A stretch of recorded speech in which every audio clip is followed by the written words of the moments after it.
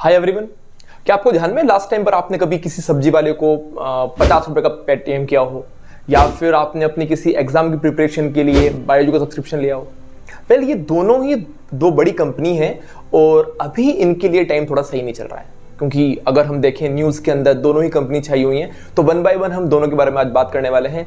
सबसे पहले हम बात करें पेटीएम के बारे में, तो पेटीएम बैंक जो है 2017 से एक्टिव है और इसके थ्रू काफ़ी सारे ट्रांजेक्शन्स होते हैं। डिजिटल ट्रांजेक्शन्स हो गया या फास्टैग हो गया, उन सब के लिए ये एक बड़ी कंपनी बन चुकी है। इवन अभी कुछ टाइम से तो पेटीएम इवन लोन भी डिसबर्स कर रहा है और इसके ऊपर आप सेविंग अकाउंट भी बना सकते हैं। लेकिन अभी इसके ऊपर कुछ ऐसे आरोप लगे हैं जिसकी वजह से पूरा मार्केट एकदम हिल गया। पहला आरोप इसके ऊपर लगा कि पेटीएम के अंदर लगभग हजारों ऐसे अकाउंट हैं जो एक ही पैन कार्ड के ऊपर है, और आरबीआई के अनुसार ऐसे अकाउंट्स के अंदर जो ट्रांजैक्शन हो रहा है वो करोड़ों में हो रहा है। और दूसरा बड़ा आरोप लगा पेटीएम के ऊपर कि इसके थ्रू मनी लॉन्ड्रिंग हो रही है।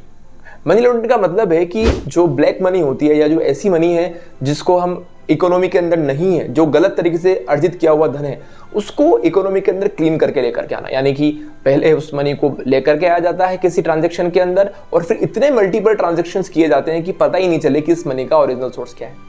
और इस तरह के आरोप जब पेटीएम पर लगे तो फाइनली रिजर्व बैंक ने पेटीएम के बैंक का ऑपरेशन बंद करने का डिसीजन लिया, और पेटीएम को टाइम दिया गया है 29 फरवरी तक का कि अगर तब तक आपने अपने रेगुलेशंस को ठीक नहीं किया तो फिर हो सकता है पेटीएम की जो सर्विसेज हैं वो कंप्लीटली बंद कर दी जाए।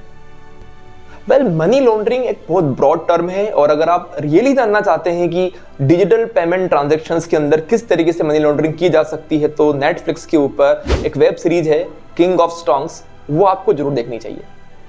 और कुछ इसी तरह के आरोपों का सामना आज बायजू भी कर रहा है। बायजू एक बड़ी कंपनी है, 2011 में एस्टेब्लिश हुई थी और 2018 तक आते आते बायजू इंडिया का पहला यूनिकॉर्न बन गया था जो किसी एडटेक कंपनी के फॉर्म में काम कर रहा है। बायजू के बारे में अगर हम बात करें तो आज इसके सब्सक्राइबर रिकॉर्ड ब्रेकिंग है, और इसने कुछ बड़ी कंपनीज का एक्विजिशन ऑलरेडी किया हुआ है, जिसके अंदर आकाश कोचिंग इंस्टीट्यूट आता है।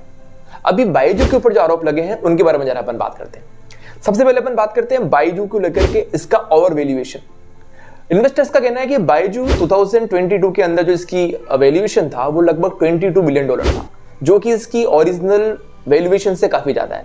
अब ये वैल्यूएशन कैसे किया गया, इसको लेकर के भी कई लोगों के अलग अलग पॉइंट ऑफ व्यू हैं। जैसा कि कई लोग बोलते हैं कि बायजू ने लगभग 3 साल के जो स्टूडेंट्स का डेटा था वो एक ही साल के लिए इस्तेमाल कर दिया, इसी वजह से बायजू का जो वैल्यूएशन है वो काफी हाई चल गया। और बायजू की बैलेंस शीट्स के अंदर भी काफी गड़बड़ें थी, इसी वजह से जो PwC कंपनी है जो कि ऑडिट करती है, उसने बायजू की बैंकिंग अकाउंट्स की ऑडिट करने से मना कर दिया था। नेक्स्ट आरोप जो बायजू के ऊपर लगा है वो है एग्रेसिव एक्विजिशन। बायजू ने कई बड़ी कंपनीज, आप देखें व्हाइट हेड जूनियर हुआ या फिर आकाश हुआ या फिर और भी कई कंपनीज है, उनका एक्विजिशन किया, लेकिन इसकी वजह से बायजू के जो लॉसेस हैं वो लगातार इंक्रीज होते गए। और पिछले अगर हम 2021 की बात करें तो बायजू के जो लॉसेस थे एनुअल वो लगभग 4000 करोड़ के आसपास थे, लेकिन बढ़कर के 2022 में वो 8000 करोड़ के आसपास हो गए। इस वजह से इन्वेस्टर्स को कोई बेनिफिट इसके अंदर नहीं हुआ। नेक्स्ट हम देखें वर्क कल्चर की बात करें तो आपने कई वीडियोस देखे होंगे यूट्यूब पर या फिर कई लिंक्डइन के ऊपर आपने स्टोरीज देखी होंगी जहां पर बायजू के एक्स एम्प्लॉई बायजू के बारे में नेगेटिव बात कर रहे हैं। कई सेल्स पर्सन का कहना है कि उनको वहां पर इतना टॉक्सिक एनवायरनमेंट में काम करना होता है कि even 7 days of a week वो वर्क करते हैं, उनको संडे का भी गैप नहीं मिलता। और उनके जो बॉसेस हैं, उनके जो सीनियर मैनेजर्स हैं, वो उनसे इतने बदतमीजी से बात करते हैं कि हम हमारे फ्रेंड्स से भी बात नहीं करते होंगे। इस तरह के आरोप बायजू पर लगातार लगते रहे। एक और आरोप जो बायजू पर लग रहा है वो ये है कि बायजू लोगों को सिर्फ एडवर्टाइजमेंट नहीं करता बल्कि वो मिसलीड करता है। एक इसके बारे में एक स्टोरी बताई जाती है कि व्हाइट हेड जूनियर के ऊपर एक स्टूडेंट था जिसने बचपन में मतलब जब वो स्कूल के अंदर था तब उसने ऐसा कोई कोर्स लिया था कोडिंग के लिए, और बाद में उसको एक यूएस की कंपनी ने लगभग 1.3 करोड़ का पैकेज दिया। अब ये स्टूडेंट कौन था, कहां से था, इसके बारे में आज तक कोई फैक्चुअल डेटा नहीं है। इवन अलग अलग प्लेटफॉर्म्स के ऊपर उसका जो पैकेज बताया गया वो भी अलग अलग है। ये बायजू की स्टोरी मेकिंग का कमाल था कि उसने उस स्टोरी को इतना प्रमोट किया कि उसके बाद व्हाइट हेड जूनियर के ऊपर जो नंबर ऑफ एनरोलमेंट थे वो लगभग 20,000 से बढ़ गए। यानी कि सिर्फ एक गलत स्टोरी का मिसप्लेस किया गया और उसकी वजह से रेवेन्यू के अंदर जबरदस्त उछाल आया। इस तरह की कुछ टैक्टिक्स बायजू ने एक लंबे टाइम तक इस्तेमाल की हुई हैं। तो इन सब घटनाओं की वजह से जैसा हमने देखा बायजू और पेटीएम तो बड़े स्टार्टअप्स हैं और लोग काफ़ी स्टार्टअप से परिचित हैं। इस वजह से अगर इनके साथ कुछ गलत होता है तो पूरे का पूरा इकोसिस्टम जो है वो प्रभावित होता है। सबसे पहला प्रभाव तो ये है कि अगर पेटीएम या बायजू के साथ कुछ गलत होता है तो काफ़ी लोग बेरोजगार हो जाएंगे। हमारे देश के अंदर जो यूथ है जिसको जॉब्स चाहिए उसको काफ़ी स्ट्रगल फेस करना पड़ेगा। उसके बाद सेकंड पॉइंट अगर हम देखें तो जो इन्वेस्टर्स हैं इनका जो ट्रस्ट है वो अगर स्टार्टअप्स के ऊपर से एक बार हट गया तो फिर जो नए स्टार्टअप्स बन रहे होंगे या फिर जो नए यूथ हैं जो अपने एंटरप्रेन्योरशिप की जर्नी को स्टार्ट करने वाले हैं उनके लिए भी मुश्किलें आने वाली है। और ये सबसे बड़ी मुश्किल है जिससे हमको बचने की कोशिश करनी चाहिए, क्योंकि भारत के अंदर अगर हम देखें तो बड़ी मुश्किल से जाकर की स्टार्टअप को लेकर के एक पॉजिटिव इकोसिस्टम बना है। वरना हम सभी जानते हैं कि इंडिया के अंदर एक दौर हुआ करता था कि जब भी कोई स्टूडेंट कॉलेज से पास आउट होता था तो अगले 3-4 साल तक वो सिर्फ और सिर्फ जॉब सीकिंग यानी कि कॉम्पिटिटिव प्रिपरेशन जहां पर उसको कोई नौकरी मिल सके उसके लिए लगा दिया करता था। अब जाकर के एक ऐसा एटमॉस्फेयर बनने लगा है कि जहां पर एक यूथ जो कॉलेज से पास आउट है वो खुद के ऊपर रिस्क लेना चाहता है, कुछ कैपिटल को मार्केट से उठाना चाहता है और फिर कुछ नया बना करके देना चाहता है। यानी कि जैसा यूरोपियन कंट्रीज और अमेरिका में हुआ करता था और जिसकी वजह से उनकी रैपिड ग्रोथ हुई, सेम इकोसिस्टम इंडिया के अंदर भी धीरे धीरे अब डेवलप हो रहा है। लेकिन अगर ये सब चलता रहा जिस तरीके से बायजू और पेटीएम के ऊपर आरोप लगे, अगर ये सब चलते रहे तो फिर हो सकता है कि ये इकोसिस्टम भी कहीं ना कहीं प्रभावित हो और जो यूथ है वो इनके अंदर काम करने से घबराए। क्योंकि अभी कुछ न्यूज़ आई थी जिसके अंदर बताया गया था कि बायजू और पेटीएम की जो टॉप लीडरशिप है जिसके अंदर हम कह सकते हैं कि लगभग जो चीफ फाइनेंशियल ऑफिसर या चीफ एग्जीक्यूटिव ऑफिसर इस रैंक के जो ऑफिशियल्स होते हैं वो सभी लोग, उनमें से अधिकांश लोग चाहते हैं कि वो इन स्टार्टअप्स को क्विट करके इवन अगर किसी कम पैकेज के ऊपर भी किसी दूसरी स्टेबल कंपनी में जो ऑफर हो तो वहां पर काम करें। इसका मतलब ये हुआ कि जो नया टैलेंट होगा वो स्टार्टअप्स में काम करना पसंद नहीं करेगा और वो चीज स्टार्टअप इकोसिस्टम के ऊपर एक डेंट होगी। इसके अलावा जो एंजल इन्वेस्टर्स होते हैं या जो वीसी फर्म्स होती हैं वो भी नए स्टार्टअप्स के ऊपर पैसा लगाने से पहले सोचेंगी और इवन पब्लिक के मन में भी इनकी एक नेगेटिव इमेज बन जाएगी जिसकी वजह से जो भी लोग स्टार्टअप कर रहे होंगे उनको एक गलत निगाहों से देखा जाएगा।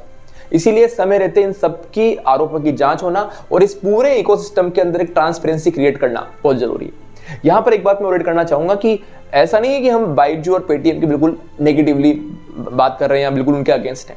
हमारा पर्पस सिर्फ इतना है कि इस सिस्टम के अंदर ट्रांसपेरेंसी आए और इवन हम ये चाहेंगे कि गवर्नमेंट भी इस तरह के रेगुलेशंस ऐड करे कि अगर कहीं पर स्टार्टअप्स को प्रॉब्लम हो रही है तो उनको रिजॉल्व किया जा सके। क्योंकि ये गवर्नमेंट की भी जिम्मेदारी है कि अगर जॉब क्रिएशन को बढ़ाना है, इकोनॉमिक ग्रोथ को बढ़ाना है और इवन इंडिया को वर्ल्ड की टॉप इकोनॉमी के अंदर लेके आना, जैसा कि बार बार हमारे प्रधानमंत्री कहते हैं कि टॉप 3 इकोनॉमी में इंडिया को लेकर के आना है, उसके लिए बहुत जरूरी है कि हमारे देश के अंदर तेजी से स्टार्टअप बढ़े। तो हर स्टार्टअप को डाउटफुल निगाहों से नहीं देखा जाए, ये भी बहुत जरूरी है। स्टार्टअप्स को जो फंड मिलता है, जो उनकी क्राउड फंडिंग होती है, उनके लिए जो बूट स्ट्रैपिंग का प्रोसेस है, ये भी लगातार आसान बनाना जाना बहुत जरूरी है। अगर ये सब चीजें नहीं हुई तो फिर एज ए इकोनॉमी जितनी ग्रोथ हम चाहते हैं वो शायद नहीं हो पाएगी। वेल, इतनी सारी नेगेटिव बातें सुन के आप में से कई लोगों को लग रहा होगा कि अब हो सकता है इंडिया के अंदर स्टार्टअप का इकोसिस्टम ही क्लैश हो जाए या फिर आने वाले टाइम पर लोग स्टार्टअप करने से डरे या फिर जो इन्वेस्टर्स हैं वो स्टार्टअप में इन्वेस्टमेंट करने से डरे। लेकिन ऐसा कुछ भी होने वाला नहीं है और अगर सब चीज़ों को प्रॉपर्ली फॉलो किया जाएगा, अगर हम एथिकल वैल्यूज को फॉलो करेंगे, हम ऑर्गेनिक ग्रोथ के ऊपर फोकस करेंगे, हम सिर्फ फंडिंग के बजाय बूट स्ट्रैपिंग के ऊपर फोकस करेंगे तो डेफिनेटली इंडिया के अंदर जो स्टार्टअप का इकोसिस्टम है वो आगे भी फ्लोरिश होता रहेगा। और यहाँ पर जो भी यंग एंटरप्रेन्योर्स हैं वो इसको देख रहे हैं तो उनको मेरी यही एडवाइस है कि जब भी आप अपना प्रोडक्ट लॉन्च करें, अपनी कंपनी को बिल्ड करें, तो instead of thinking that I will be getting some funding from an investor, just try to make the company self sustainable. अगर आपका मॉडल सेल्फ सस्टेनेबल है तो वो ग्रो करेगा ही करेगा। और रैपिड ग्रोथ अच्छी बात है, लेकिन रैपिड ग्रोथ करने के लिए हम रूल रेगुलेशंस को ब्रेक करके पूरे इकोसिस्टम को ही रिस्क पे लगा दें, ये कोई अच्छी बात नहीं है। इसलिए यहां से हमको यही सीखना है कि rapid growth but with ethics. Well, अभी तक की स्टोरी में आप में से कई लोगों को लग रहा होगा कि Byju is a villain. Ravindra Byju, उन्होंने इन्वेस्टर्स का ट्रस्ट ब्रेक किया है, उन्होंने कई फ्रॉड्स किए हैं। लेकिन स्टोरी का एक फ्लिप पार्ट भी है। कई लोगों का कहना है कि वास्तव में जो बायजू के ऑनर हैं रविंद्र बायजू, वो तो 2011-12 के अंदर भी एक बहुत बड़े सेलिब्रिटी थे और वो इंडिया के डिफरेंट सिटीज के अंदर जाकर के बड़े बड़े स्टेडियम्स के अंदर स्टूडेंट की क्लासेस लिया करते थे। यानी कि अगर हम बायजू के अंदर से इन्वेस्टर्स को हटा दें तब भी रविंद्र बायजू एक बहुत बड़ी पर्सनैलिटी है। लेकिन इन्वेस्टर्स के आने के बाद क्या हुआ कि इन्वेस्टर्स ने उनके ऊपर प्रेशर बनाना स्टार्ट किया और इसी वजह से बायजू को अग्रेसिवली एक्सपेंड करने के लिए बहुत सारी ऐसी एक्टिविटीज करनी पड़ी, जिसके अंदर एक्विजिशन शामिल है, जिसके अंदर मल्टीपल टाइप की एक्टिविटीज शामिल है, जिसके अंदर अग्रेसिव सेल्स शामिल है और इसी वजह से बायजू की इमेज लगातार मार्केट में खराब होती चली गई। चाहे हम वर्क कल्चर की बात करें या फिर स्टूडेंट सेटिस्फेक्शन की बात करें, इसी वजह से बायजू का ग्राफ लगातार डाउन गया। यहां से जो एंटरप्रेन्योर्स हैं उनको एक और सीखने वाली बात यह है कि अगर आप अपनी कंपनी के लिए खुद से ग्रो करते हैं तो आप इंडिपेंडेंट रहते हैं और आप कंपनी की क्वालिटी पे फोकस करते हैं। लेकिन जैसे ही आप फंडिंग लेते हैं तो अब आपके ऊपर आता है इन्वेस्टर्स का प्रेशर और आपको ऐसे कई काम करने पड़ेंगे जो आपके मन के खिलाफ होंगे, बिकॉज इन्वेस्टर्स चाहते हैं रेवेन्यू को इंक्रीज करना, प्रॉफिट निकालना और इसी वजह से कंपनी को मल्टीपल प्लेटफॉर्म्स के ऊपर वर्क करना पड़ता है और कहीं ना कहीं इन सब वजहों से कंपनी की जो क्वालिटी है वो खराब होती है। बिकॉज जब भी ऑर्गेनिक ग्रोथ होती है वो मार्केट की डिमांड के अकॉर्डिंग होती है, लेकिन हम अगर किसी को स्टिमुलेटेड ग्रोथ देते हैं तो कई बार वो चीजें मार्केट के पैरामीटर से मैच नहीं खा पाती और क्वालिटी कहीं ना कहीं मेंटेन नहीं रह पाती। ये एग्जांपल सिर्फ बायजू के लिए नहीं है, बल्कि आपने देखा होगा एफएमसीजी के अंदर भी ऐसी कई कंपनीज हैं, मैं नाम नहीं लेना चाहता, लेकिन आयुर्वेदा के अंदर एक बहुत बड़ी कंपनी है जिसका प्रोडक्ट पहले क्वालिटी के लिए जाना जाता था, लेकिन जैसे उन्होंने एक्सपेंशन किया अब उस टाइप की क्वालिटी वो डिलीवर नहीं कर पाते। इस वीडियो में हमने देखा कि किस तरीके से बायजू और पेटीएम की कुछ इरेगुलरिटीज की वजह से जो स्टार्टअप इकोसिस्टम है वो अफेक्ट हो रहा है। अगर आपको ये वीडियो अच्छा लगा हो तो आप इसको लाइक कर सकते हैं और रिलेवेंट लोगों के साथ में शेयर कर सकते हैं।